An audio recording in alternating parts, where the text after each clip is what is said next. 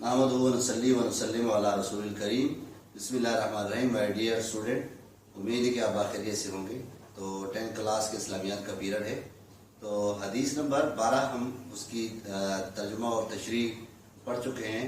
आज उसके जो है सवालात उसको हल करेंगे। तो आइए स्टार्ट करते हैं। वो हदीस क्या थी? वो हदीस ये थी कि जब किसी शख्स ने, जब तुमने अपने साथी को ये कहा कि खामोश हो जाओ और इमाम खुतबा दे रहे हो, तो तुमने ये फजूल बात की। ये उस हदीस का तर्जुमा है।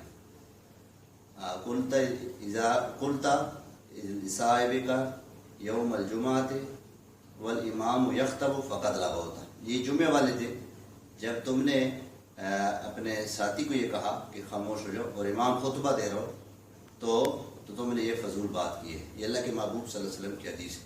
इसके मुतालिक जो सवालात है, आइए उसको हल करते हैं। सबसे पहला सवाल है, खुतबा जुमा के दौरान खामोशी इख्तियार करने के मुतालिक क्या इरशाद नबवी है? खुतबा जुमा के दौरान इरशाद नबवी ये है सल्लल्लाहु अलैहि वसल्लम कि जब तुमने अपने साथी को ये कहा कि खामोश हो जाओ और इमाम खुतबा दे रहे हो, तो तुमने ये फजूल बात की। मतलब ये है कि दो शख्स आपस में वो गपशप लगा रहे हैं, तीसरा शख्स उसे ये कहे कि खामोश हो जाए, इमाम खुतबा दे रहे हैं। तो अल्लाह के नबी ने फरमाया कि वो जो दोनों गपशप लगा रहे हैं वो तो बिल्कुल ही गलत कर रहे हैं, जबकि जो मना कर रहा है वो भी गलत कर रहा है। तो मना करने की भी इजाज़त नहीं है। तो इस खुतबा जुमा के दौरान अल्लाह के नबी का ये फरमान है। अगला सवाल है, इल्म का पहला अदब क्या है? इल्म का पहला अदब ये है कि इल्म की बात को तवज्जो से, गौर से, फिक्र से, तदब्बुर से सुना जाए और फिर उस पर अमल किया जाए। तो इल्म का पहला अदब है समा करना, वो भी ध्यान और खामोशी के साथ। तो ये इल्म का पहला अदब है। अगला सवाल है, वाज़ और नसीहत से फ़ायदा उठाने के लिए क्या ज़रूरी है? वाज़ और नसीहत से फ़ायदा हासिल करने के लिए ज़रूरी है कि जब कोई एडवाइस की जा रही हो, नसीहत की जा रही हो, तो उसे गौर से, तवज्जो से सुने। जब तक उससे वो बात इल्म की समझ नहीं आएगी तो उसका कंसेप्ट क्लियर नहीं होगा। तो जब उसका कंसेप्ट क्लियर नहीं होगा, वाद नसीहत की समझ नहीं आएगी, बात के ऊपर ध्यान नहीं होगा, उसके ऊपर तवज्जो नहीं होगी, तो फिर उसे वो बात समझ नहीं आएगी। जब समझ नहीं आएगी, उस पर अमल करना बहुत मुश्किल होगा। तो इसलिए बात को खामोशी से, ध्यान से सुना जाए, तो तभी उसका फायदा हो सकता है। अगला सवाल है, बात ध्यान से ना सुनने का क्या नुकसान है? तो अभी मैंने जिक्र किया कि बात ध्यान से अगर ना सुनी जाए तो उसका नुकसान ये है कि वो बात समझ में नहीं आती और उस पर अमल करना क्या होता है, मुश्किल हो जाता है।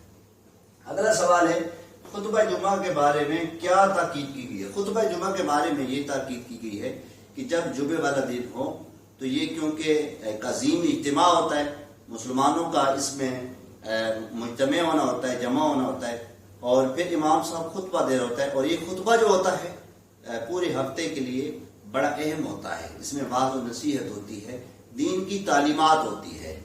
तो इस तालीमात को सुनने के लिए पहले आना चाहिए और खामोशी और ध्यान से सुनना चाहिए।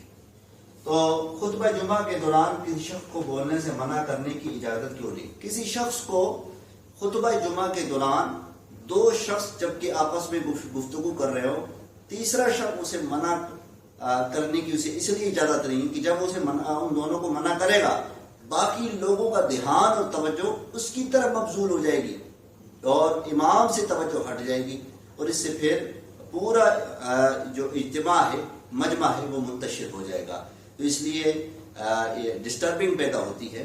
तो इसलिए अल्लाह के महबूब ने फरमाया कि जिस शख्स ने अपने साथी को ये कहा कि खामोश हो जाओ, उसने भी ये फजूल और लगव बात की है, तो इसलिए इजाज़त नहीं है। अगला सवाल है, वल इमाम यख्तबु फ़क़द लगौता का तर्जुमा करें। इसका तर्जुमा ये है कि वल इमाम यख्तबु, इमाम खुतबा दे रहा हो, फ़क़द लगौता, बस तूने फजूल बात की। और ये आखिरी सवाल है, कुलता और अनसित के क्या मानी हैं? कुलता तूने कहा और अनसित के मानी है खामोश हो जाओ। तो ये इसके सवाल जवाब थे जो मैंने आपको समझा दी हैं, और इसको आप नोट कर लें। उम्मीद है कि आपको समझ आ गई होगी। वाखिर दावाना अनिल हम्दुलिल्लाहि रब्बिल आलमीन।